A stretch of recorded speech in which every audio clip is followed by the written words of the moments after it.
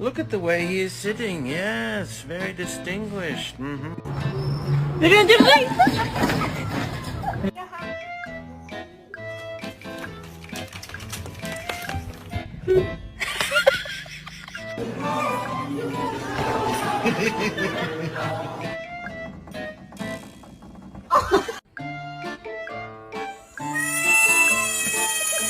he? Yes, I am. Yes, I am. Well, man. He wants to know if you can be best friends.